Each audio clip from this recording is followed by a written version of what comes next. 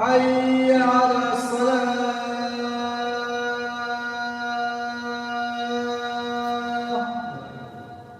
حي على الفلاح.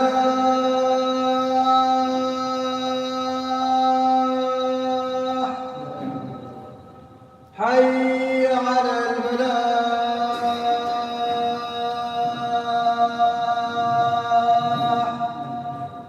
الله أكبر الله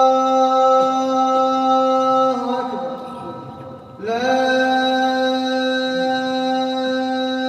إله إلا الله. حق لا إله إلا الله، حق لا إله إلا الله، أشهد أن لا إله إلا الله.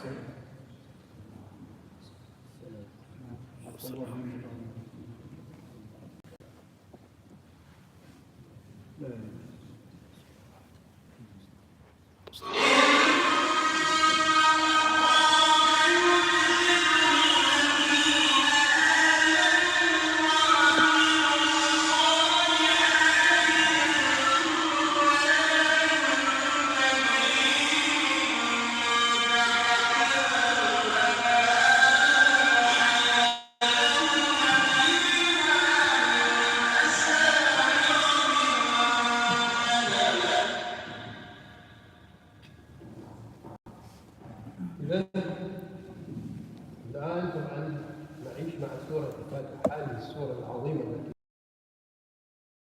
كل ركعة هي خطاب من الله ومناجاة من العبد.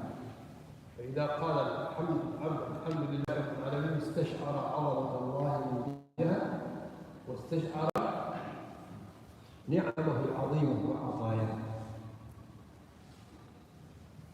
وأنه وحده يستحق الحمد لأنه العظيم ولأنه المنعم، وأن هذه الربوبية لأنه الرب، وأن هذه الربوبية قائمة على الرحمة في الأمرين، في الثواب والعقاب. يختص من شاء بالرحمة ويصرفها عن من يشاء، وفي الحكمين رحمن. أذكر لكم قصة مثلا على، لأن بعض الناس يظن أن الرحمة فقط أن يعطى من قبل الله ومن قبل وليه ما يريد. قد تكون الرحمة على هيئة تأديب. لما انحرف المسلمون وابتعدوا عن منهج الله سلط الله عليهم المغول فاجتاحوا بغداد عاصمة ما قال عنها الخلافة، فاختلطت مياه النهر بالدم ومداد الكتب. وما أدري حقيقة أن تكون ذاكرة القصة، جاء أحد أن الملك أو ابنته لأحد علماء المسلمين وسأل العالم: تقولون أنكم أهل القرآن وأهل الكتاب وأن الله وعدكم بالنصر، كيف نحن كما قال رسول الله سيسلط الله عليكم ومن يمحكم كما يمحى هذا العود؟ كيف سلط الله عليكم؟ العالم كان عالم رباني، قال: أرأيت أن لو كان لك قطيع من الغنم، وهذه الغنم تفرقت في الشعاب، فناداها الراعي: أقبلي، قال: ما يروحها ليش؟ وما هذه الغنم ما اجتمعت، ماذا يفعل؟ قال: يسلط عليها كلابه ويعيدها إلى حولها. قال: أنتم كلاب تربية من الله سبحانه وتعالى، وكم شعب يخدره نعيمه، وكم شعب تعلمه المآسي، كم شعب يضيعه يخدره النعيم، وكم شعب تعلمه المآسي. ثراء الناس يجعلهم ضحايا لأهواء النفوس والناس يجعلهم،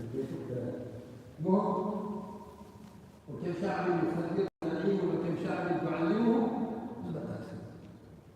طيب، لما يستشعر الإنسان عظمة الله، عظمة النعمة، ويقرأ مالك يوم الدين يستشعر يوم القيامة، خرج هو بنفسه من قبل لو يحل الناس الدواب في العالم، وفي تلك اللحظة حفظه فإذا نفخ في الصور فلا أنساب يومئذ ولا يتساءل. يتصور الإنسان نفسه لما يقرأ مالك يوم الدين.